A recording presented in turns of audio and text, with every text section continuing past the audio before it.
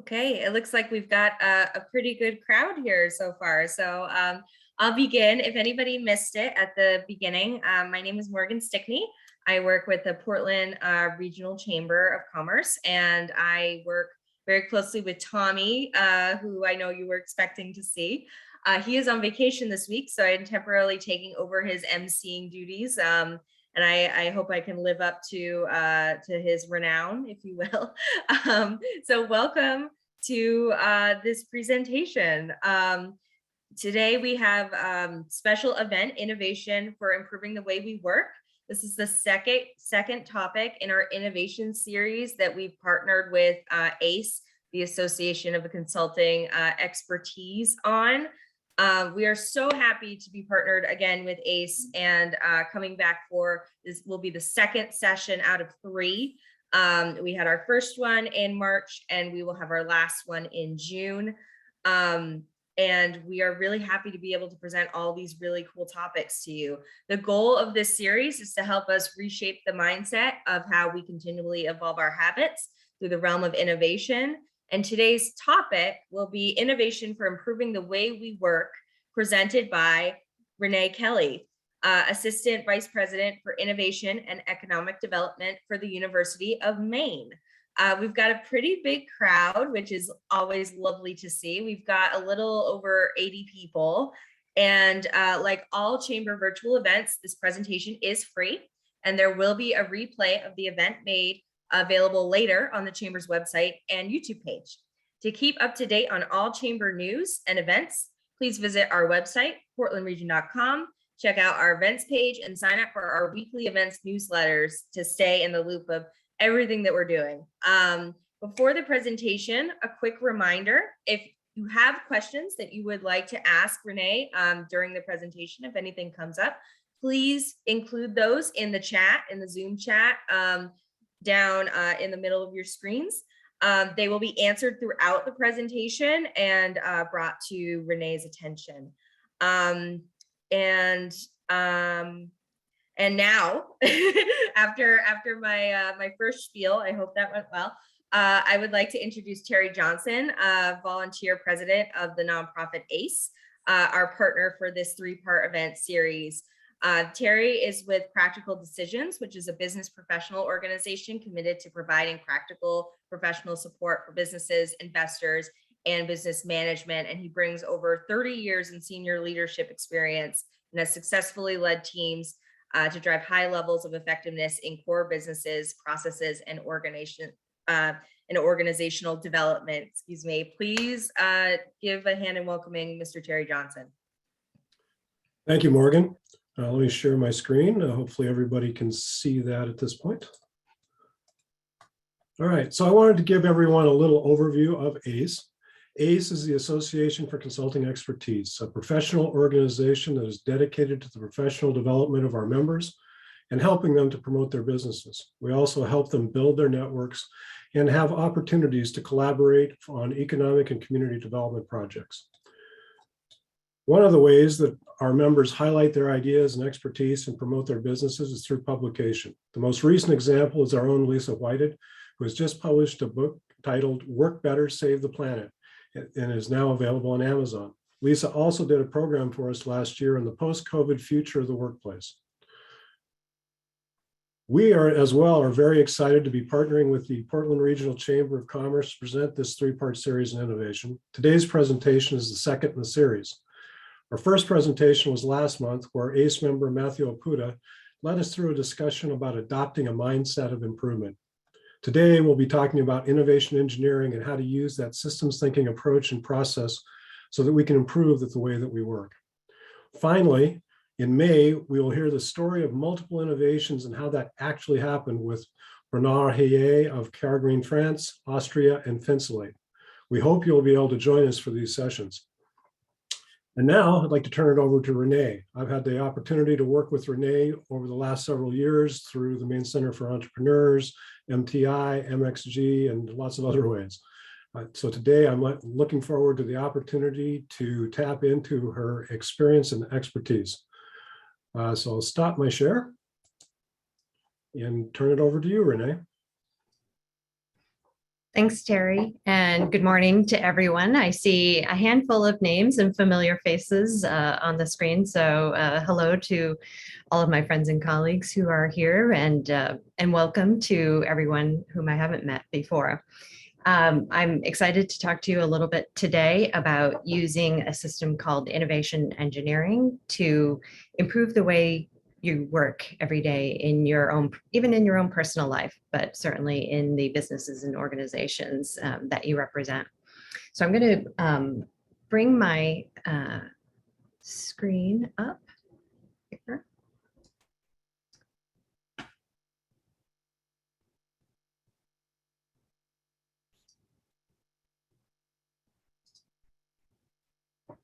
So before I go into innovation engineering, just a little bit more about me and why I'm presenting this information to you. As Terry mentioned, I'm at the University of Maine, where I lead efforts to support the innovation and commercialization of research and development here that's taking place here at the university, but also to support innovators and entrepreneurs throughout the state of Maine and even beyond. And a big part of doing that support work is providing training to our students, as well as business leaders throughout Maine and, as I said, beyond. So several years ago now, about 13 years ago, we decided to create an innovation center on the campus of the University of Maine because we were seeing more and more activity happening in the state, but we didn't necessarily have the culture and ecosystem to support those innovative activities that were happening in the state. So we thought, if we had a center on the campus of the University of Maine and we have 10 or 12,000 students every year coming through the university, and every 4 years, a quarter of them is graduating and going out into the world, and many of them are staying in Maine. They could start to seed this culture if they had exposure to innovation and a skill set in order to be able to create companies themselves or work with innovative companies or even make change in the organizations they go to work for. So we created this center. When we were in the early days of that, an alumnus of the university came to speak on campus, and we said, hey, we're creating this innovation center. What would you do? And that alumnus was Doug Hall, who is the founder of Eureka Ranch, a company based in Cincinnati, Ohio, but a company that has worked with Fortune 100 companies all over the world to help them innovate and develop new products and services. And he said, I'd love to work with you on building a curriculum to teach students how to innovate. So together, we started working, leveraging expertise we had on campus. We had a number of different faculty involved, and working with Doug and his team and all the experience they had working with large corporations. We developed this curriculum called innovation engineering. And in our mission that continues to this day is to change the world through systems. And it's underlined for a reason, systems that enable innovation and problem solving by everyone, everywhere, every day, in a way that increases the speed of implementation and also decreases the risk. So as I said, it's really born out of this partnership between the Foster Center and Eureka Ranch.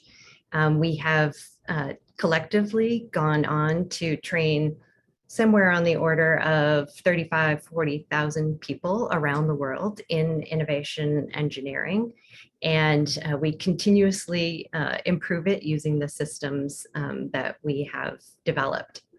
Now, if you happen to read the MaineBiz article that ACE member Tove Rasmussen had in MaineBiz in the most recent issue, where she asked me some questions about this, you may know that innovation engineering, if you've heard of it, is sometimes perceived to be really just focused on product development using a system to come up with new ideas for services or products that could be implemented in an organization to bring those to market. But really, the underlying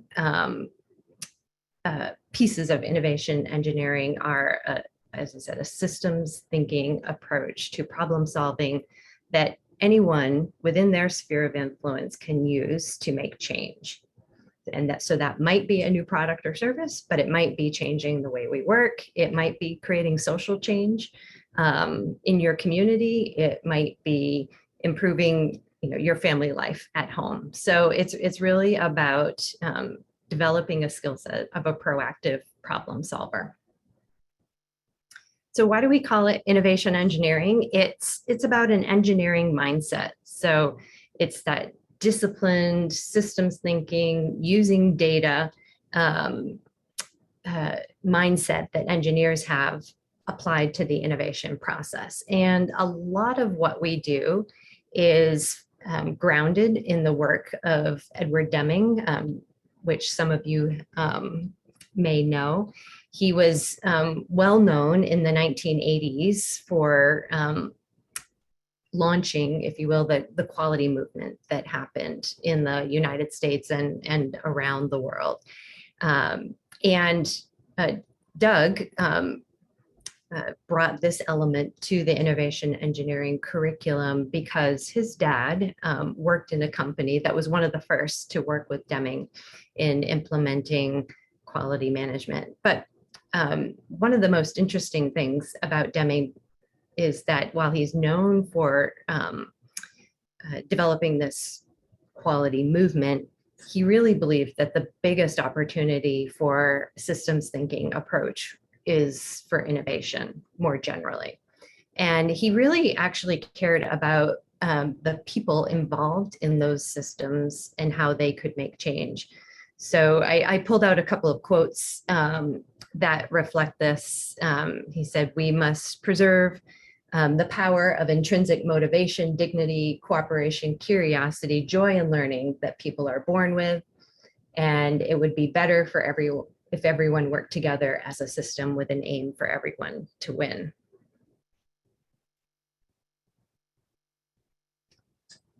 So, what is a system?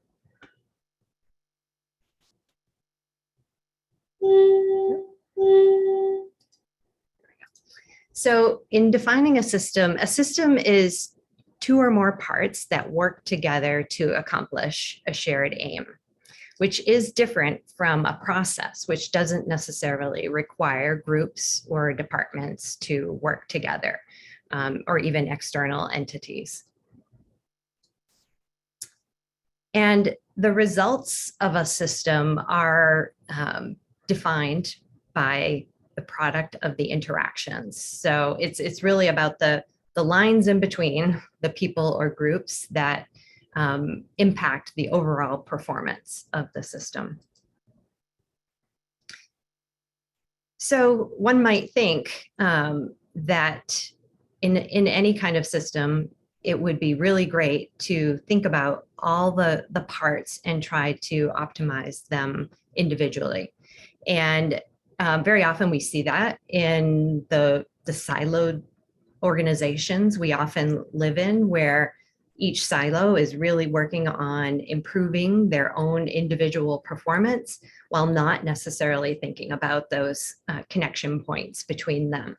And so you could imagine if we were, our organizations were like a car and you were trying to improve them, if you took this approach of just optimizing the individual parts, you might get the engine from a Lamborghini, or the suspension from a really high-tech SUV, and the form factor of a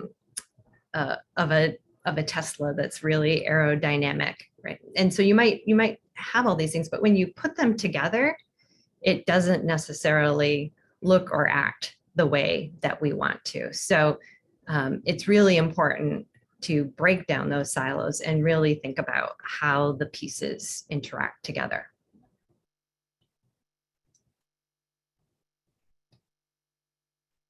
So then in defining the system, as you're thinking about those pieces and parts, we like you to take a step back first and think about some fundamental questions.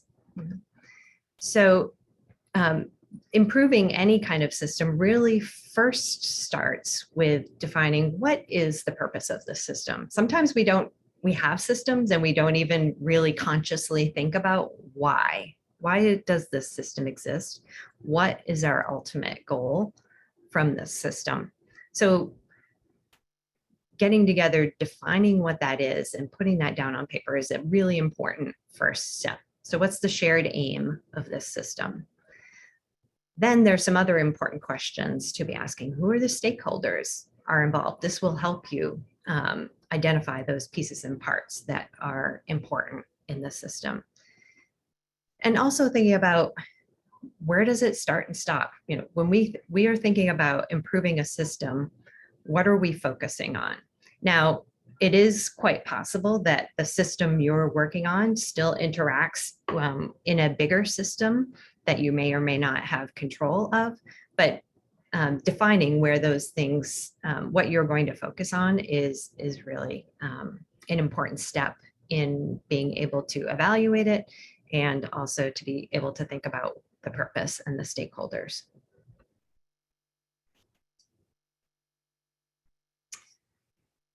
And then finally, you should think about how you will measure your system's performance. And you should really be thinking about, what is the one thing that is most important for us to measure? What above all else are we going to measure to know if this system is working well? And that should be connected to the aim of your system. It should make total sense that whatever your aim is, there's a measurement to connect it to that.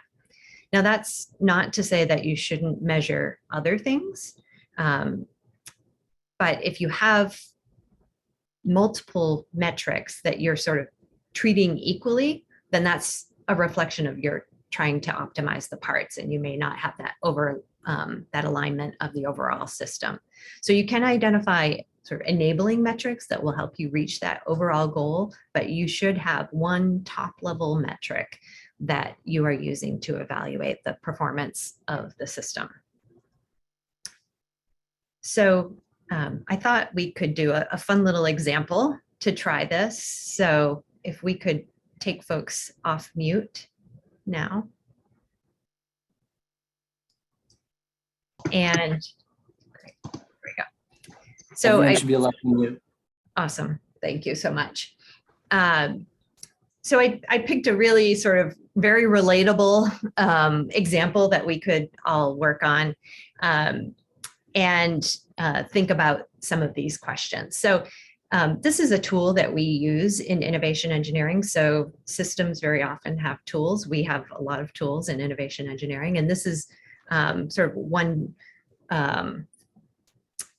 methodology, one table, one tool we use to help define the system we're working in. So we have the name of the system, and the very next thing that we address is, what is the purpose of the system? What's the system aim? So the system I picked for us to play around with today is a car wash fundraiser. And the purpose of this system is to raise money for a youth sports team. All right, the lights just went out. Let's see if I can get those back on. There we go. All right, so please jump in and just throw out answers. Who would be the stakeholders who have a vested interest in the system's both operations and results? Feel free for anyone to throw out ideas. The team. The team itself, absolutely. Probably the venue that you're hosting it at. Yep. Parents. Parents, for sure. The community around the venue that it's hosted at. Yeah. And why is that, do you suppose? Well, if there's a significant influx of traffic to that area, then it's certainly going to have an impact on everyone there. Absolutely. Yep.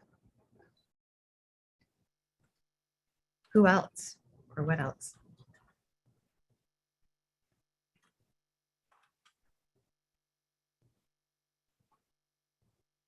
Is What's a supporting group? organization of the team. Yep. Like if it's part of a school, et cetera. Right, exactly. Yeah, whether it's a rec league or a school, exactly. Who else would care about the actual results of the operations of the car wash fundraiser?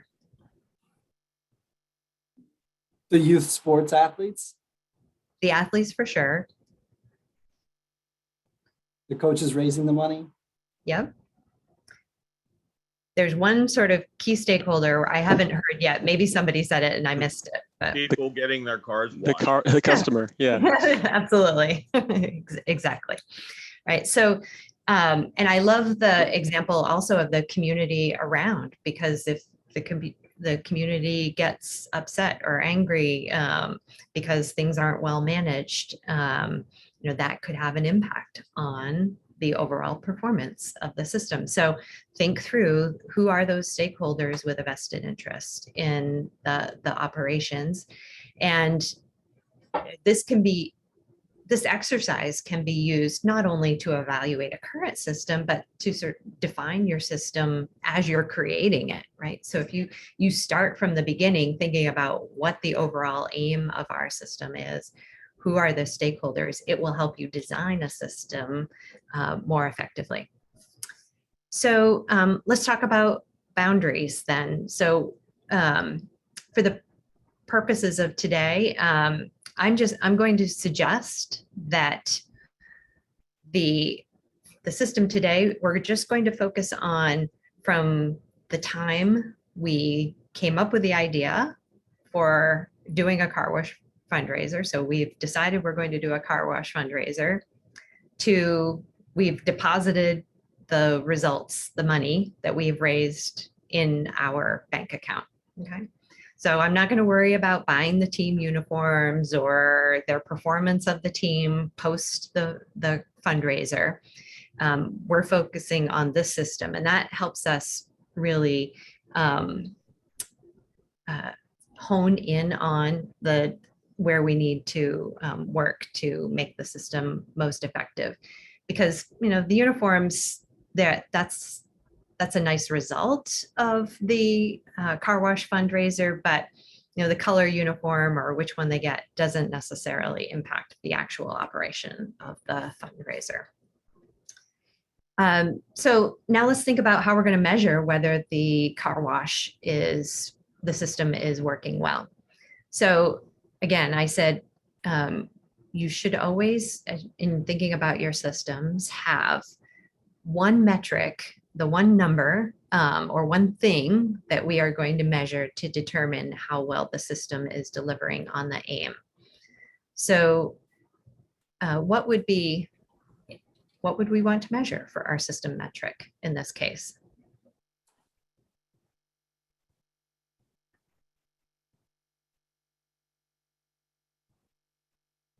Any thoughts or ideas? Number of cars washed.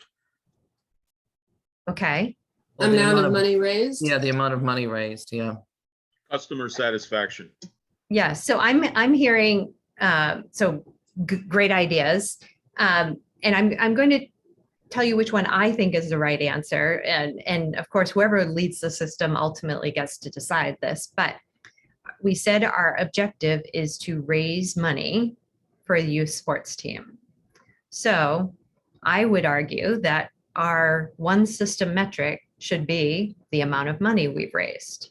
Right? It should be directly reflective of your system aim. Now, that being said, we can have all sorts of enabling metrics that will help us, that will influence the amount of money that we're going to raise in this car wash fundraiser. So the number of cars we get through, I think I heard someone say that, is absolutely an enabling metric of how much money we'll raise.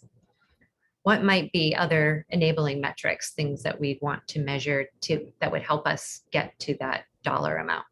Customer satisfaction. Yeah, Cars are not washed well, you're not going to get many cars and not going to make any money. absolutely. Other ideas? Social media response to marketing or distribution of the event. Absolutely. Some of these things we can measure right at different time periods in the system. So I said the boundaries for this system are, we've come up with the idea, we're going to develop the car wash fundraiser, and it ends when we deposit the money. So marketing would likely be an important part of this system. And so we'd want to know, even before the day of the car wash, are we seeing effectiveness in our marketing? How about cost? Yes, right. So cost of supplies is going to affect the amount of money you can raise, for instance, or the cost of the amount that your patrons might be willing to pay or tip. I'm not, depending on how you were thinking about cost, would also impact the amount of money that we could raise. The weather. Yeah, that's something we should absolutely be measuring. So when you're designing your system, you might be looking at weather metrics to know the best time of year to place this system. Or whether you need a tent. Or whether you need a tent, right? Number of volunteers. Number of volunteers, absolutely. Good. So you get the idea. Now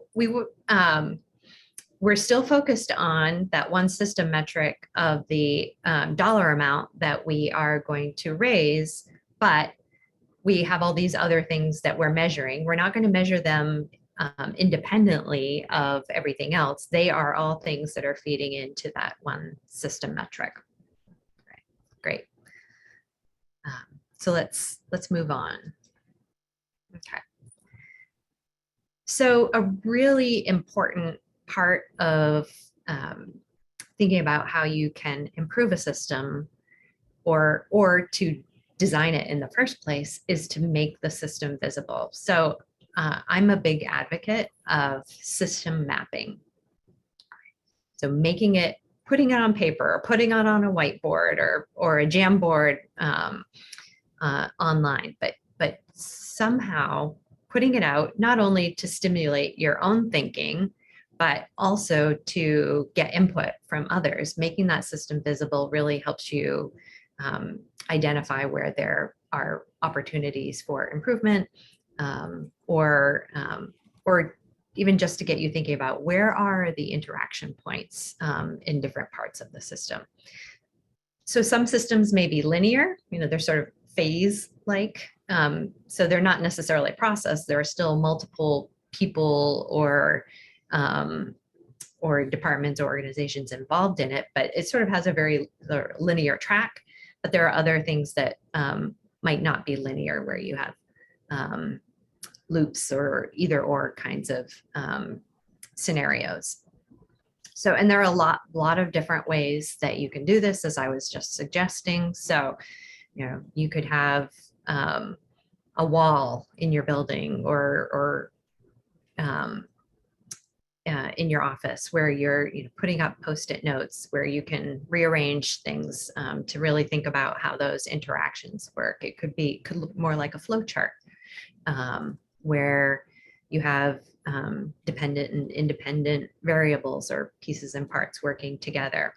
And you can make them really complex. You can have feedback loops and limits and all sorts of elements. If you really want to study system mapping, you can dive into a lot of complexity there. But the most important thing is really just getting all the actors and the functions down in some form that makes it visible. But as you're doing this, a really important tip is to not get lost in the weeds. So keep it as simple as possible, focusing on the biggest levers, things that are most impacting the system performance. Okay. So Renee, we had a comment in the chat that it's important to fence the time and space to brainstorm without interruption. Yes, absolutely. Good point, Bo. And this is, so I really recommend the system mapping as a group activity, or at the very least, if you put a sort of straw system map down on paper, getting input from the people who are involved in the system. Is this really how it works? Or are there steps that are missing? Or do you see places where linkages are broken and that sort of thing? Yes, and the time boxing to avoid getting too far into the weeds. Absolutely. So set a time limit for that. So I put together this quick and dirty system map on an employee onboarding system, right? And you've got lots of different actors here. You've got the applicants at the beginning, you've got a human resources department, you have the person who will supervise the new employee, you may have external training providers, you have the coworkers in the teams. And so all of these, there are interactions among all of these groups that will impact the overall performance of getting a new employee up to speed and functioning well. And as a quick example, you can put in, I put in a couple of examples where there are directional flows, or there's sort of a task, a specific task involved in between two parts of the system, so that you're thinking through what those actual interactions are. Okay, so you've made your map visible. Now, how do you think about identifying opportunities for improvement? So one of the things that Deming focuses on is understanding where there is variation in the system, because if there's a lot of variation, it can cause a chain reaction of issues. It could lead to project failure or errors. Even wasted resources is quite common, and lost money, increased expenses. And everything in life has variations. So as people, projects, processes, and in human systems, which many of us work in, they're even greater than mechanical systems, because people think, right? Machines are programmed to do a certain thing, but people make independent decisions. And so there's the potential for much greater variation. So some of the sources of variation in human systems, it may be that there's no actual defined system in place. There's a system, there's always a system. People create their own systems in the absence of a defined system, but a system hasn't been defined, is one of the biggest sources of variation. Or there's no system documentation of how it is supposed to work. It may be that the people involved in the system haven't had the proper training or don't have the proper tools to do the job. And very often a big issue in human systems is that the people in the system don't really understand why, right? So I think I heard someone reference or saw someone reference Simon Sinek in the chat earlier, right? The why piece. Everyone in the organization or working in a particular system should understand why the system is important and what their role is in it. Now, there are two types of system variation. These are defined as, one type is common cause problems. So these are problems within the system. And they are things that the individual person can't impact without the leadership or working with the system. And these represent 94% of the problems. Whereas the other type of system variation is what we call special cause problems. And these are those examples when someone either deliberately doesn't do their job for one reason or another, or doesn't follow the system as it's supposed to act for one reason or another. These really are only 6% of the problems in a typical system. And I had a couple of examples here. Common cause would include lack of training and lack of a disciplined and documented system, whereas the special cause is not following the document system or not asking for help when it's needed, or not saying stop when that should happen. Very often, though, we tend to blame the individual when something goes wrong, when it really is a system problem because perhaps they didn't have the right training, or they didn't understand how the system was actually supposed to work because it wasn't well documented. So this has implications for how you address the variation in your system. So if it's a common cause issue, if it's something that's wrong with the system, then you want to change the system, right? The changes will help the overall system. The action you don't want to take when it's a common cause variation problem is addressing it with the individual, because the individual cannot control the performance of the system. On the other hand, when it's a special cause issue, you don't want to change the system because you're going to create needless rules and steps that won't help the overall system. And you do want to address it with the individual to help them understand the why it's important they do their job and how they fit into the system. So in giving this presentation before, I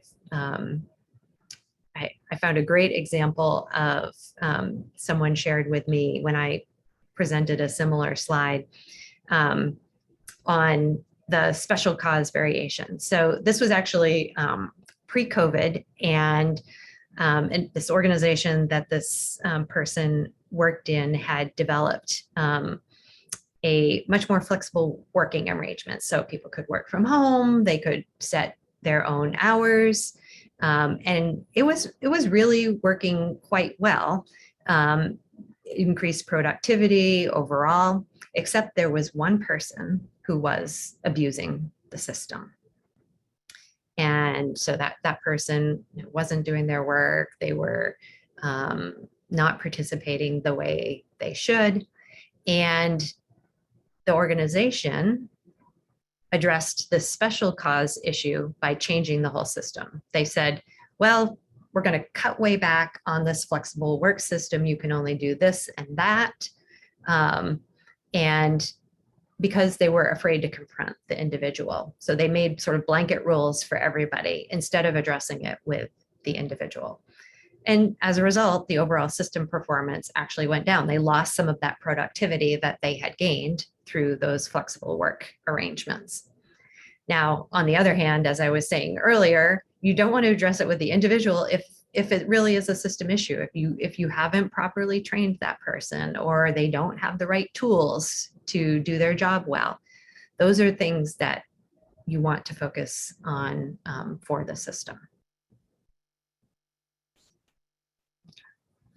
So another important part of Deming's theories around systems included understanding psychology and how that plays into particularly a human system.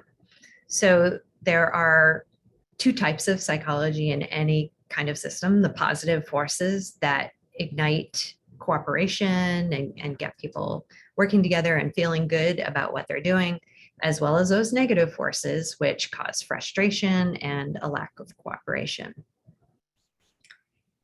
And so there are really sort of two elements to developing that positive psychology that help develop intrinsic motivation that get the people involved in the system excited and working together. So there are two parts to it. There's being willing, and that requires an understanding of why the system is important, what their contribution is, and how what they do matters to that important system. If they don't then believe in the system, they can opt out. They can go, they can go someplace else. But if they don't even understand why what you're doing is important or what your organization is all about, then that's not their fault. So it really should be really clear to every individual actor in your system, why are we doing this? What's the purpose, right? And you can read a lot in books and literature about purpose-driven missions. I really like some of Daniel Pink's work where he talks about this and creating motivation in organizations. So being willing is one part of creating positive psychology. The other side of the coin is, okay, I really want to do this. I'm passionate about it, but do they have the tools and resources? Are they able to make that contribution that they're willing to make? So that requires having the proper training, the right resources, the right tools, and reliable systems in which to work. Okay. So let's do another little activity, and if we could bring folks off mute. A next step to working with your system map is to start to identify some of these sources of variation and positive and negative psychology. So we would actually take this map and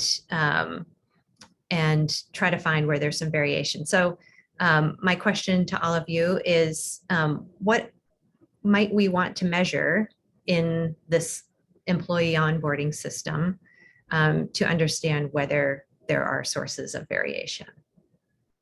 Any thoughts on that?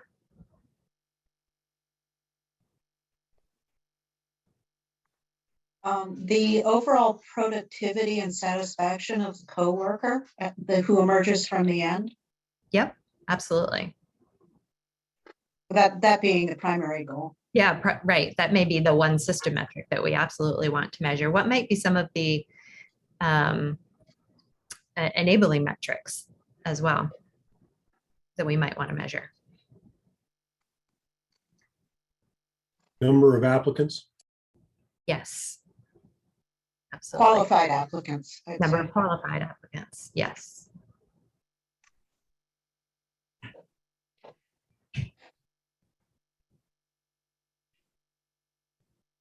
Other thoughts? You could look at the support systems for the person. Mm-hmm. Are those in place, and are they actually taking place? Right, right. The time frame that it takes from start to finish. Absolutely. Good. So those are examples. So one of the things that you would want to do as you start to identify those potential sources of variation is to outline those here on your map. So I actually take with my system maps and put a V, a big letter V, where there are sources of variation. How might we get that information about where the variation is? What might be some methods we could use to get those, understand those things that you all just threw out, or identify new ones? If you look at comprehensive data and see who does come out the other end successfully, being able to track them back to see where you actually sourced them as an initial applicant so that you could target your efforts there.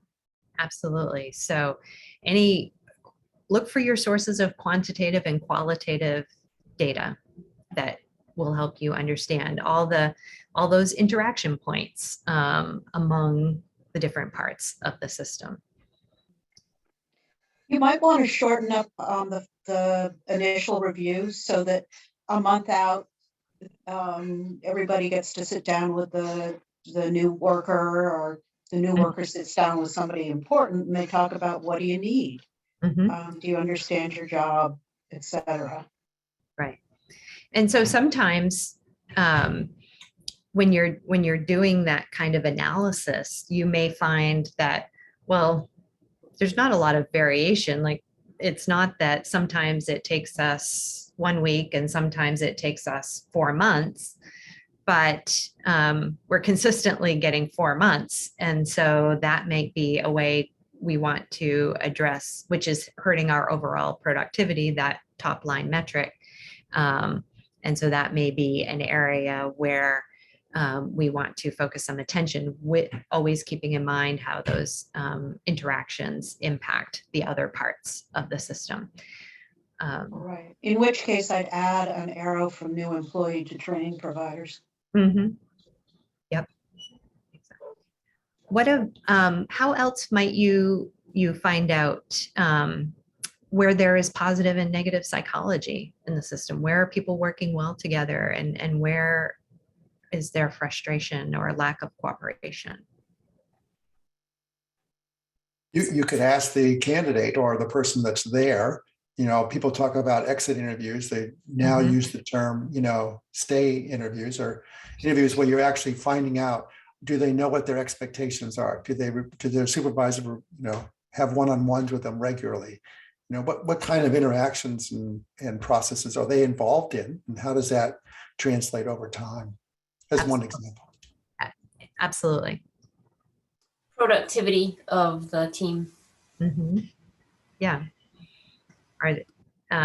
Generally, right? That's sort of if the productivity of the team is high, that's generally a reflection of people are working well together, and there's that they're motivated to cooperate.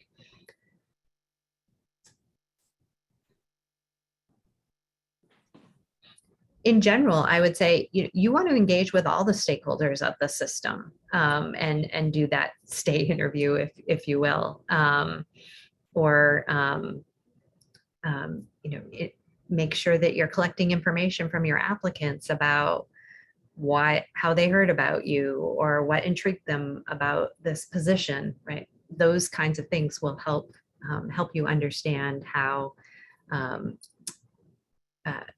both there is variation and psychology. So stakeholder engagement is really important in identifying those opportunities for improvement. All right, let's move on here.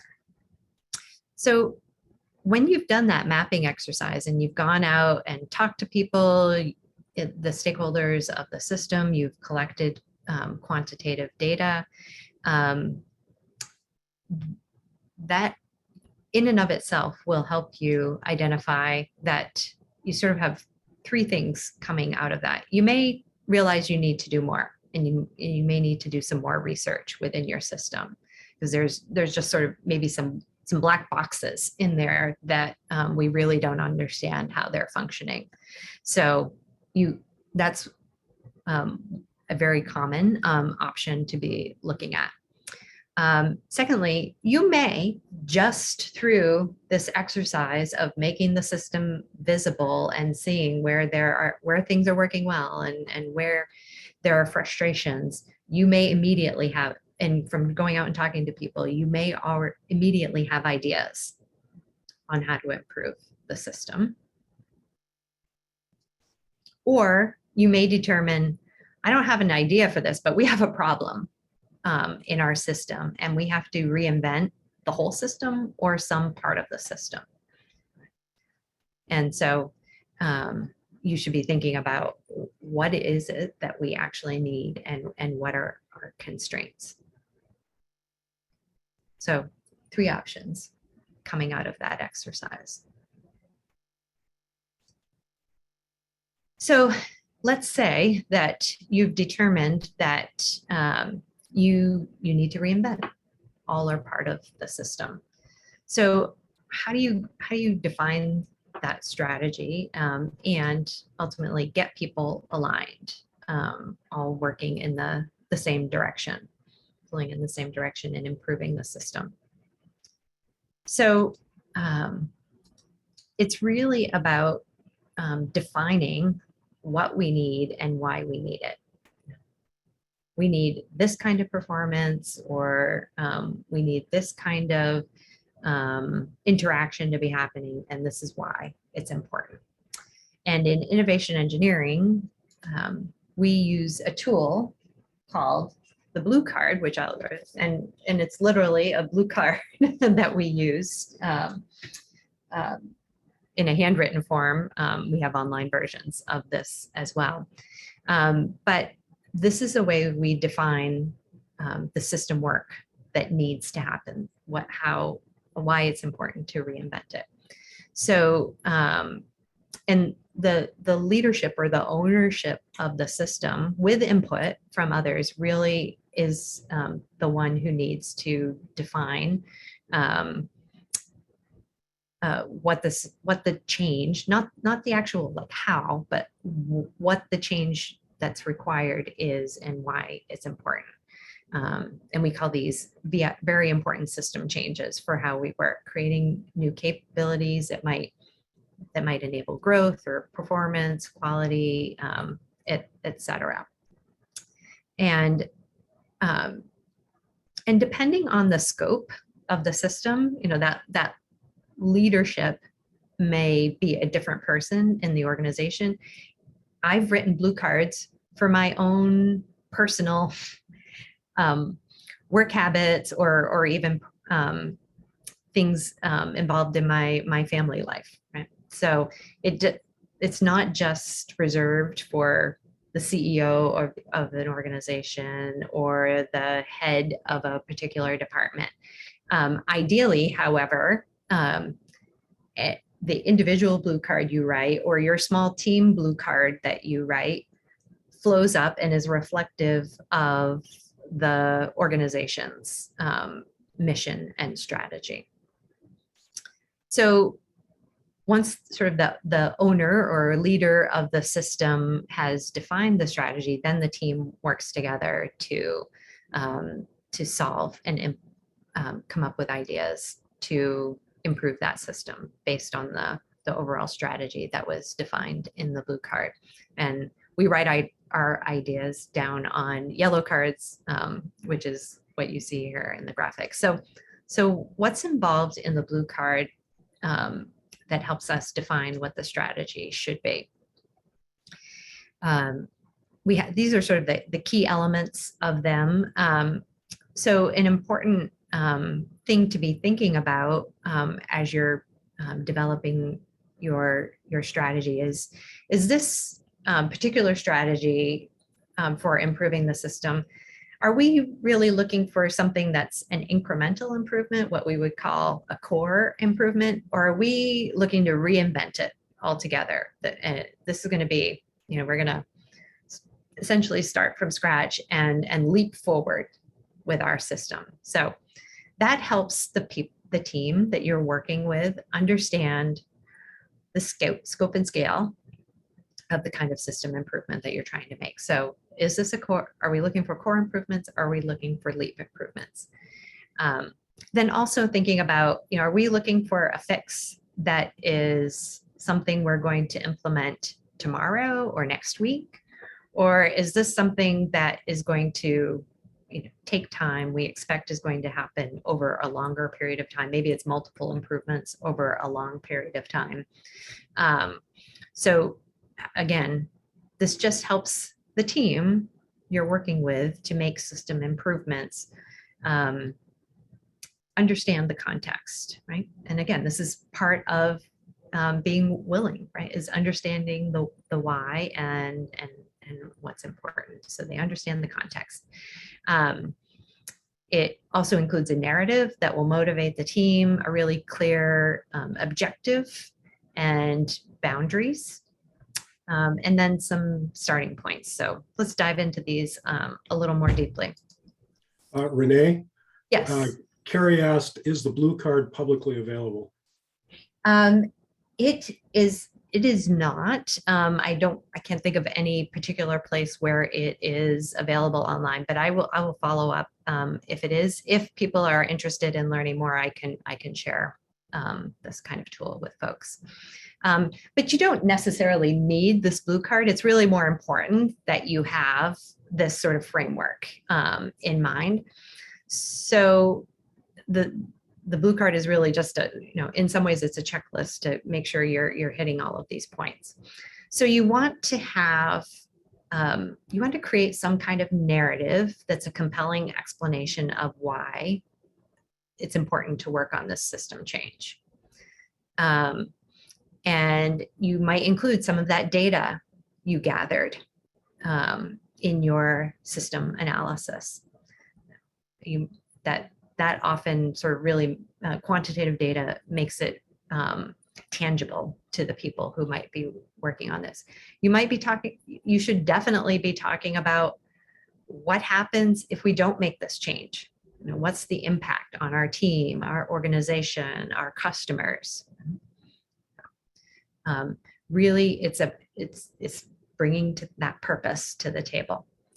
And it should be so clear that if no further direction was given, people would understand the leader's intent and be motivated to work on the strategy in small and large ways. Right? And this is very much like for those of you who may have been in the military or been connected to the military, it's very similar to the idea of commander's intent, right? The strategy, the mission in improving our system is so clear that me as the person working in the system every day, I know what our objective is in improving the system. I should be thinking about and identifying opportunities where I can contribute to making that impact. All right, so you've written your compelling narrative, and you should really finish that narrative with what we call the strategic mission. It's sort of the summation of, we need ideas for our one sentence objective. And I pulled up this quote from President Kennedy because I think it's the perfect example of this one sentence strategic mission. I believe that this nation should commit itself to achieving the goal before this decade is out of landing a man on the moon and returning him safely to Earth. Right? Very clear. I understand the primary strategic objective. Now, there was more to that speech that was the compelling narrative, but that one sentence pulled out what our mission is. Just as important as defining the strategic objective, you should also define the strategic exclusions, or the types of ideas that you're not interested in. And many times when I've worked with organizations, like, we don't want to put constraints on people because we want them to think out of the box, right? I don't want to limit their thinking. And while I understand that sentiment, and it's an important one to enable your employees, if you don't put some guardrails for the things that you really don't want to pursue, what the strategies that are outside your your objectives, then you set your team up for frustration if they go in that direction. And it also helps them focus, focus their energy and their attention on what's really most important. So those are strategic exclusions, which are somewhat different from another kind of constraint that you should provide to the team, which is what are your tactical constraints, right? These would be things like we have this much amount of money to invest in it, or sometimes I prefer not to say this is how much we have to invest, but rather to say we're looking for an ROI of at least X, right? Because sometimes you might think, well, we have X amount to invest, but if someone did come up with an idea that had a 5X ROI, well, maybe I would be willing to think more about or get other resources to increase that investment. So I tend to encourage people to think about ROI versus investment, unless you truly do have an investment limitation and there's no way you can get around that. There might be time constraints, right? Or there might be only a certain limited number of people who can work on this innovation improvement. Regulations, et cetera. There might be, depending on the kind of organization you work in, different kinds of constraints unique to your organization. And then the last part of the blue card are what we call exploration areas. So these are areas for research. We use the term stimulus mining. So threads that the team might be able to pull on in order to problem solve within the system, including any relevant information on current projects or data about the system. Those are areas to share with the team what you know or directions you think could be valuable. So then in thinking about improving the system, some of the potential outcomes, and there are many of these, but ultimately they generally come down to enhancing willingness and enhancing ability within the system. So it could be improvements to standard operating procedures. It could be new training programs. It could be new methods for sharing culture, mission, purpose within your team and organization, or ways to improve communication more generally, and many more, right? But they're typically aligned because the two major opportunities or issues around systems are the proper tools, resources, procedures in place, as well as engagement in the system.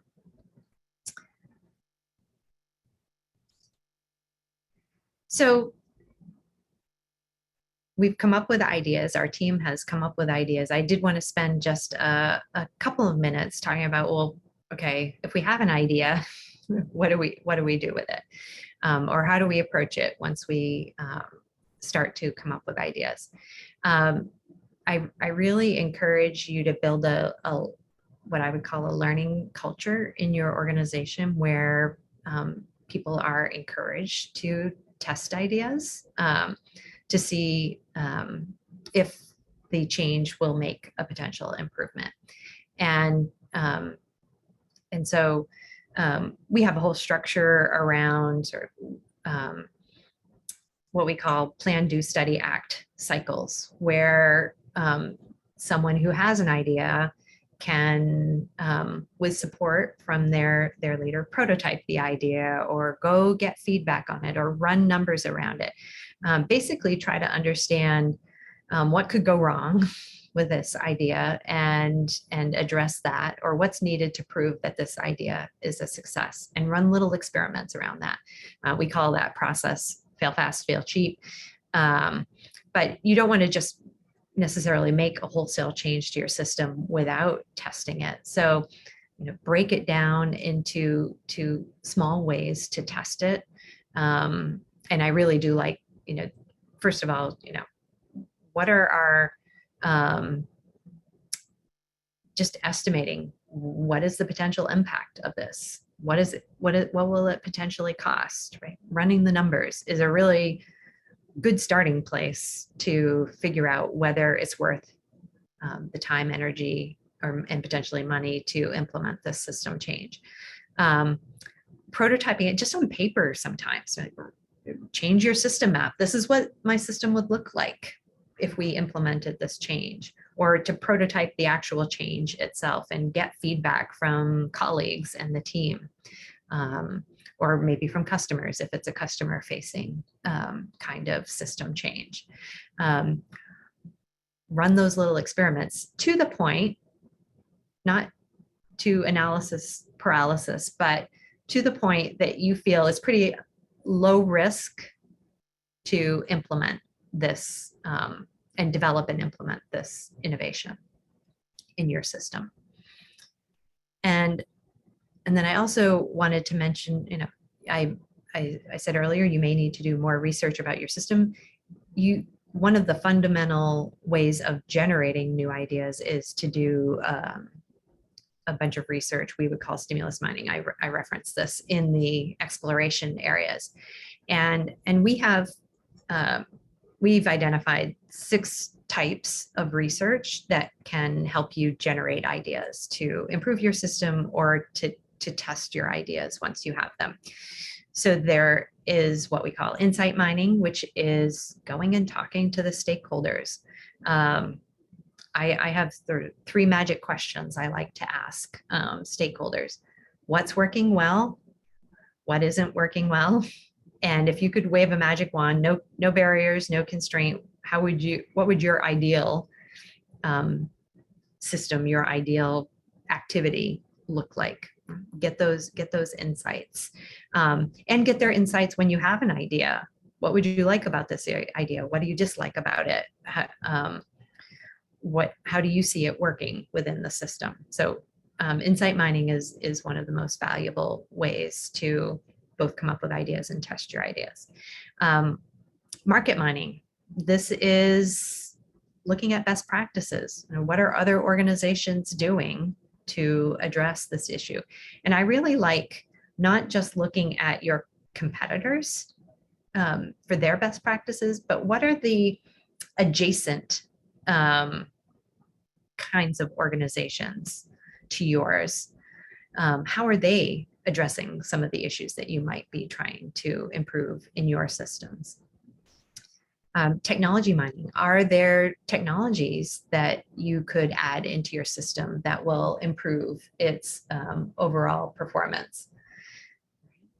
Then wisdom mining, talking to experts or reading academic journals, really diving in. I work in a university and we have lots of experts all around us, and they're very willing and open to share their work. They love talking about what they do. So that's one source, but it might be ACE consultants, right? Who are the people who really understand this issue, whose brains you could pick to improve your system. Another thing to be thinking about as you are designing or analyzing your system is thinking ahead. Right? We call this future mining. So what are the big trends that are happening in the world or in our communities? And by big trends, I mean big impactful things like climate change or baby boomers retiring, or the influence of technology and social media. What are those big things that are influencing our culture? And what are the consequences of those that are impacting our system? And be sort of one step ahead of the game in thinking about your system. And finally, the sixth category is sort of the grab bag, if you will. We call it unrelated mining, which is really just like just what it sounds like. Sometimes going for a walk in nature or going to the art museum and seeing how nature works, the systems of nature, or being influenced by the mood or ideas that art is trying to convey. And there are many, many ways to do this. Those can actually stimulate ideas for you in thinking about your human systems. It's people don't tend to think of this, but it's actually a way to really sort of get yourself out of the box thinking. I do this creativity exercise with folks where I take a bunch of nature photos and say, what's happening in this picture? That's sort of step one. What's happening in this picture? Now, how does what's happening in that picture, how is it related to your system? And just sort of that two-step process sparks a lot of really interesting ideas for system improvements. All right, so just to kind of bring it all together, the overall process, we start with defining the need, and that comes from mapping the system, understanding where there's variation or overall poor performance, common cause issues, and really understanding where there are opportunities to improve things, writing your blue card, your narrative, your mission, your strategic exclusions and tactical constraints, generating ideas in response to that blue card, and then going through this process where we define what the solution is. Who's going to be impacted by the solution? What's the benefit of the solution? How does it work? Are the key parts of that. We call that problem, promise, proof. What's the problem I'm solving? What's the promise of this innovation? And the proof is how does it work? What's the proof in the pudding? And then doing these small experiments that I talked about to test and validate the solution, doing your number estimates, prototyping, getting feedback from the stakeholders. And having done those small experiments to know that you're headed in the right direction, then moving on to developing the solution for implementation. And again, this process might take, for what we might call a sort of a just do it idea, this might be a 24-hour process. But for more complicated reinventions of the solution, it might be going through the discover phase in and of itself might be a 1 or 2 month process, and then a develop phase even longer than that. So with that, just again, my name is Renee Kelly, and I hope you've enjoyed this systems orientation to innovation engineering and the systems improvement process. And I'd be happy to use the remaining time to take any additional questions. So Renee, we didn't have any real questions in the chat, but we had a nice conversation going on around the use of the blue card and engaging the team, around confirmation bias in testing. So how would Disney solve your problem? And yeah, but thank you. So yeah, confirmation bias is a really important thing to address, and that's one of the things that we talk about with our students, right? When you do that insight mining, for instance, I really encourage people to write down everything that someone says or record it if people are willing, because we do tend to hear what we want to hear sometimes in those conversations and not pick up on the real key insights. So that is absolutely a really important consideration. Renee, thank you so much for your presentation. That was really insightful and really, really eye-opening. So thank you so much for sharing that with us today. I don't believe, like Terry said, we have any additional questions. But if there are any that pop up after the event, feel free to email us at chamber@portlandregion.com. We will be sending out a events newsletter sometime today as a thank you that will have information from this presentation, and we can also potentially include some of those questions there. If you have any, if you're wondering about any of our upcoming events next, feel free to check out our website along with our calendar and sign up for our events newsletter. Thank you so much to Terry and our partners at ACE for making this possible. We will, like I said, be sending out a newsletter later today with some more information if you want to go back and approach this topic on your own.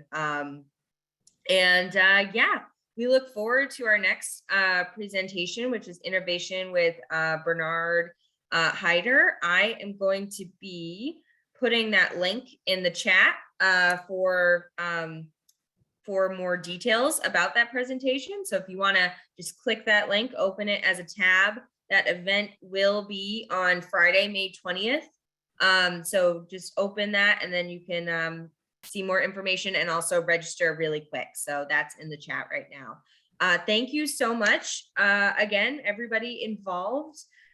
We really look forward to having you, seeing all of you next month on May 20th for Innovation with Bernard Hyder. It is unfortunately our last innovation part of the series, but we are very much looking forward to it and partnering with ACE once again. So thank you so much. And I hope you guys have a great day. Thank you, Renee. I really appreciate it. My pleasure. Thanks for inviting me.